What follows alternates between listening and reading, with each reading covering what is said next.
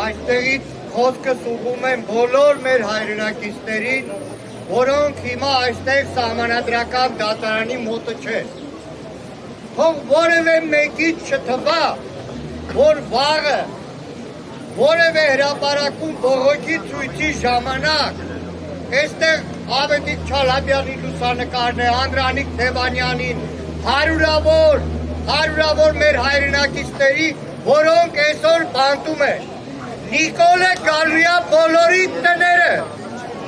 Նիկոլը գալույա բոլորի տները և այս իշխանության ընտրական կեղծիքները, որը բողոքարկում են մեր փաստաբանները սահմանադրական դատարանում, չեն ավարտվել ընտրությունների օրով։ Այսօր էլ շարունակում են կեղծել։ Քիչ առաջ հայտնի դարձավ, որ այս իշխանությունը հուլիսի 2-ին ազգային ժողովում արտահերթ նիստով ափալ-թափալ փոխելու է ընտրական օրենսգիրքը, որի արդյունքում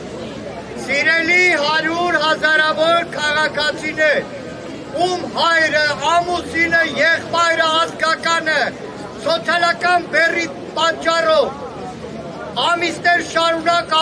աշխատում է արտագնա աշխատանքով,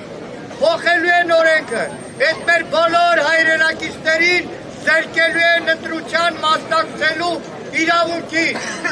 Այս իշխանությունը ամեն օր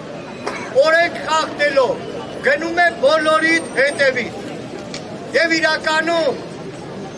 այս սահմանադրական դատարանը անկախ նրանից, թե ամսի 4-ին ինչ որոշում է կայացնելու, այս տարվա ընտրությունները այն համատարած կեղծիքներով, վարչական լծակներով, անօրինականություններով հարյուրավոր մեր քաղաքացիներին, շտաբներին, աշխատակիցներին ձերբակալելով դարձրեց այլևս համատարած անվստահ ընտրություններ։ Ինչ էլ որոշի սահմանադրական դատարանը, հայ ժողովրդի պատմության մեջ 26 թվականի խորհրդարանական ընտրությունները մնալու են ոչ լեգիտիմ, մնալու են կեղծված, մնալու են հանցագործների ձեռքով